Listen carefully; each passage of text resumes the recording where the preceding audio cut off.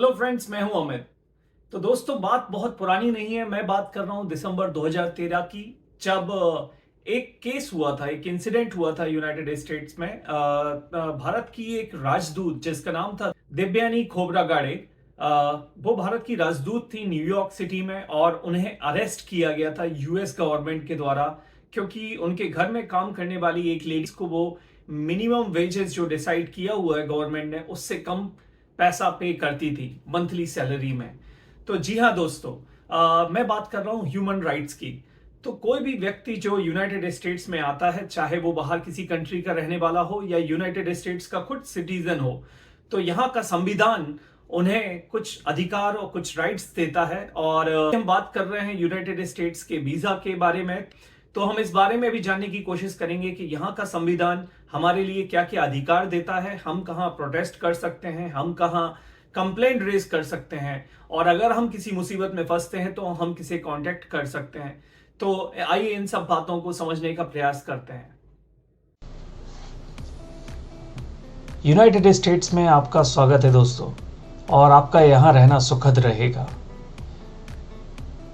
लेकिन अगर आप किसी ख़राब स्थिति में फंस जाएं, तो आपको अपने अधिकारों की जानकारी होना चाहिए। इसका डिस्क्रिप्शन आपको उस बुक में मिलता है जो आपको वीज़ा अप्लाई करने के समय मिली हुई थी।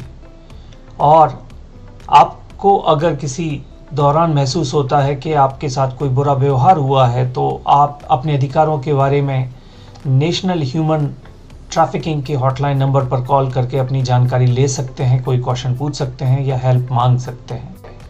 और इन सब चीज़ों के लिए आपको अपनी पहचान बताने की ज़रूरत नहीं है।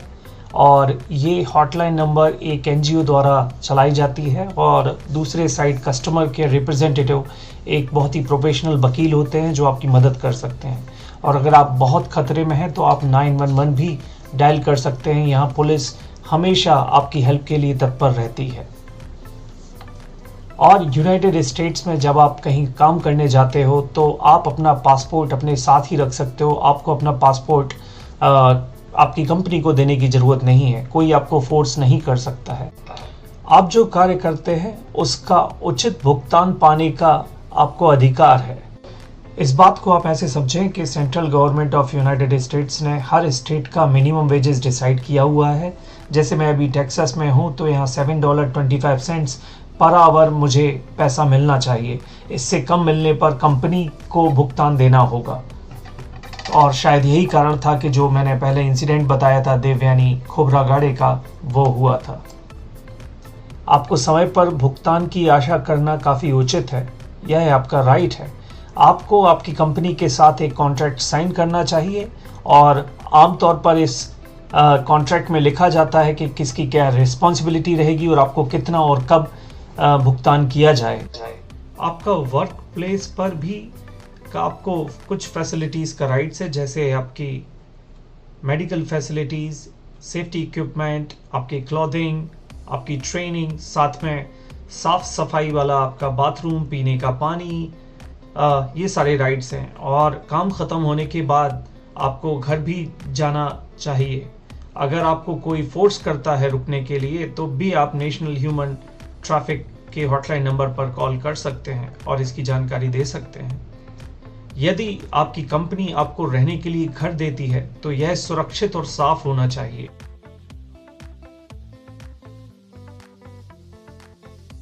यदि आप महसूस करते हैं कि आपकी कंपनी आपका मिसयूज कर रही है या कोई गलत व्यवहार कर रही है, तो आपके पास कुछ अधिकार हैं। आपको अच्छे वेतन या बेहतर वर्क प्लेस की मांग करने का अधिकार है। इन बातों के बारे में आप अपने कोवर्कर के साथ एक संगठन भी बना सकते हैं, और ऐसा करने पर आपकी कंपनी आपके कोवर्कर्स के खिलाफ कोई कार्यवाही नहीं कर सकता। आपको सम्मानपूर्वक भेदभाव रहित व्यवहार पाने का अधिकार है। इसका मतलब यह है कि आपकी कंपनी आपकी आयु, आपकी जाति, आपकी नेशनैलिटी, आपकी जेंडर या आपकी विकलांगता के कारण आपके साथ कभी दुर्व्यवहार नहीं कर सकती है या दूसरे कोवर्कर से कंपेयर नहीं कर सकती है। अगर कंपनी में कोई आपसे गलत शब्द बोलता है, गलत व्यवहार करता है, अपमानजनक या जाति सूचक टिप्पणी करता है, इसमें आपकी मर्जी के बिना आपको कोई टच करता है या आपका कोई मेंटली या सेक्सुअली हरासमेंट करने का प्रयास करता है तो आपको कोई फोर्सफुली जॉब नहीं करा सकता, आप छोड़ सकते हैं। आप अपनी इच्छा के विरुद्ध कार्य करने के लिए दबाव डालने वाले किसी भी व्यक्ति को ऐसा करने से मना कर सकते हैं। अगर वे धमकी दें तो भी, धन ले लें या कुछ गैर कानूनी करने के लिए दबाव डालें तो आप national human trafficking hotline number पर कॉल करके इसकी जानकारी दे सकते हैं और ये काफ़ी सेफ भी है।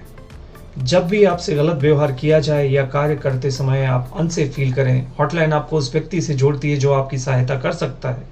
खराब वर्क प्लेस को छोड़ दें और कानूनी सलाह लें और अपने अधिकारों की रक्षा करना, ये आपके राइट्स हैं। और भी बहुत सारे सोर्स हैं जहां से आप हेल्प ले सकते हैं। और आई होप यूनाइटेड स्टेट में आपका स्टे काफ़ी सेफ और प्लेजरफुल रहे। आपके कुछ राइट्स हैं, ये आपको जानना चाहिए।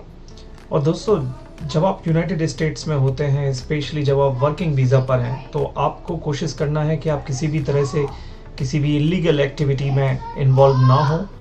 इसके साथ ही यूएस गवर्नमेंट ने आपको बहुत से राइट्स दिए हैं। उन राइट्स को जानना एक बहुत अच्छी बात है, क्योंकि अगर आप किसी इलीगल एक्टिविटी या परेशानी में फंस जाते हैं तो आप बेझिझक होकर पुलिस की हेल्प ले सकते हैं। और कभी भी किसी भी वीज़ा रिलेटेड डॉक्यूमेंट्स में आप कोई फर्जीवाड़ा ना होने दें या गलत तरीके से डॉक्यूमेंट्स ना बनाएं, क्योंकि यहाँ पकड़े जाने के बाद आपका बच पाना लगभग नामुमकिन होता है। आपको बहुत से अधिकार दिए गए हैं और आपसे आशा की जाती है कि आप इस देश की उन्नति में सहयोग देंगे। धन्यवाद।